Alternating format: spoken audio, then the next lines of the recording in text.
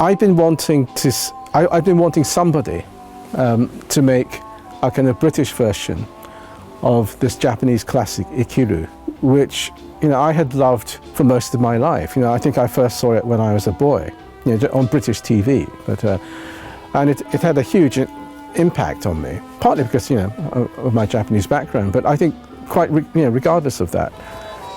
And I thought, it's a bit of an exaggeration, but I think I always kind of lived my life informed by the message in that film as I was growing up.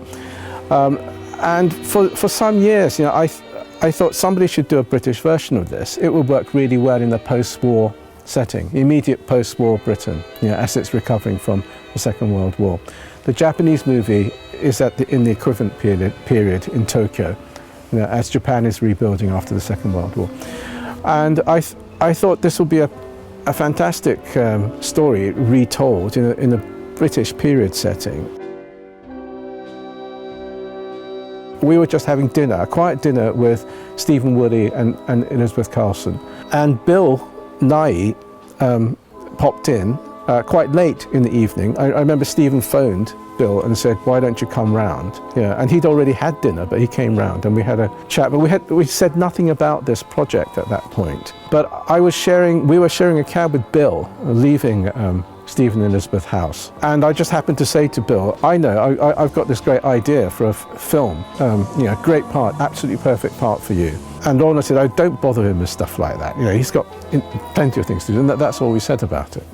But I wrote to Stephen, I've got here, when I wrote to thank him for the dinner, I said, by the way, I've had this idea for a movie for Bill, a kind of a remake of a Japanese film, but I'll tell you about it another time when you've got less on your plate. And I found an email from him the same day saying, actually, I haven't got a lot on my plate, let's hear about it. And so that's how it started, basically.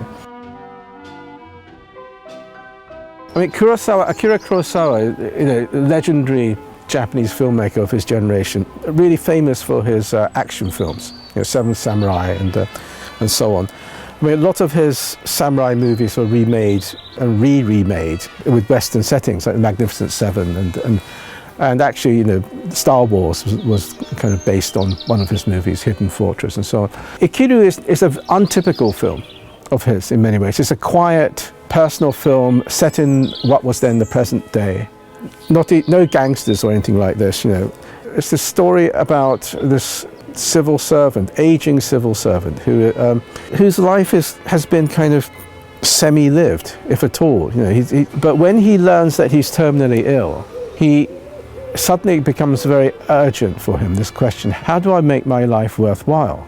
Now, what really appealed to me about this film was I thought it said something new and different.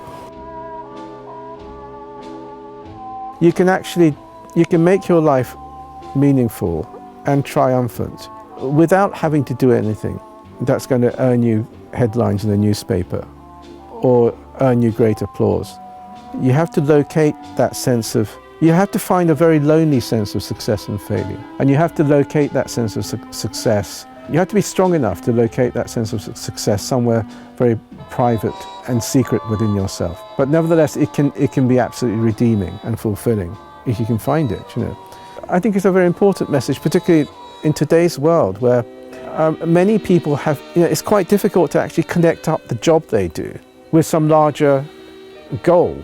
And people work for large corporations, or they work for a small company that's part of a bigger company, that's part of a bigger company. You're not quite sure where your little contribution is supposed to fit in. You do your best, but you're not quite sure whether it's something worthwhile or where the contribution is going. The idea that I pitched to Stephen Woolley was the idea wasn't, do you fancy doing a British version of Kurosawa's Ikiru? It was, do you fancy doing a British version of Kurosawa's Ikiru with Bill Nighy in the main part? I mean, that was absolutely integral to the whole thing. And I don't think we ever shifted at all from that, If anybody ever hinted, well, what about, we'll forget it, No, this is, our project is, our ambition is to see what happens if you put Bill Nighy in this story, I wanted this English gentleman version, and I wanted Bill. Of course, he would have all these uncertainties and this questioning of his life, but it would all happen behind this screen. He'll be very English, and he would have this sense of humour. He would always have this ironic sense of humour. That's how I saw it, and that's why it had to be Bill.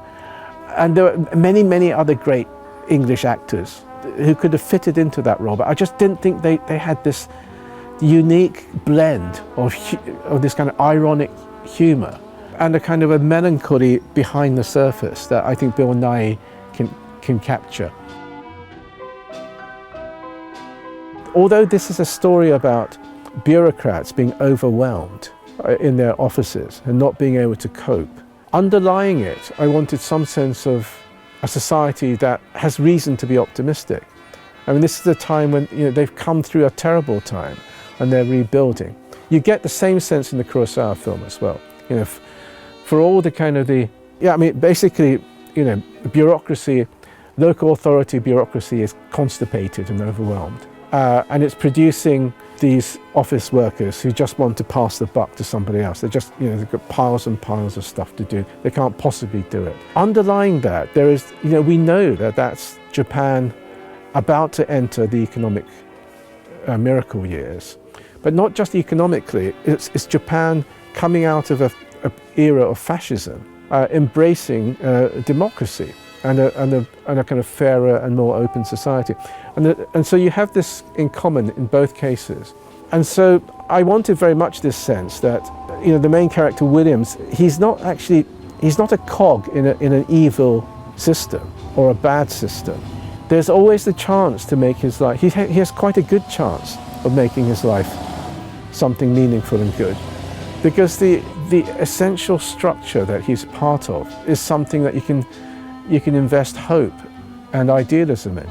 I also wanted the sense that these people like Williams and his colleagues, they were just ordinary people who just felt the burden of the nation's dreams and expectations on their shoulders, and it was just too much. There's a smashed up nation, albeit one that's triumphant in the war. Its economy has been smashed up. Its physical buildings, infrastructure has been smashed up. There's no money. People barely got enough to eat. And yet there's this huge expectation to rebuild the place and rebuild a better society. I don't see any, quite honestly, people make a big deal about the huge kind of differences between Japan, Britain, East and West. I mean, I've always thought the remarkable similarities between the two societies, these island nations, both, I suppose, empire nations, who are both rather arrogant, believing that somewhere that they're the greatest people on earth and nobody else knows how to do things properly. They don't understand proper manners. Many things similar. They both societies share this what the British call a stiff upper lip, ethos. That you're not supposed to get too emotional, get hysterical, and so they both value a kind of stoicism.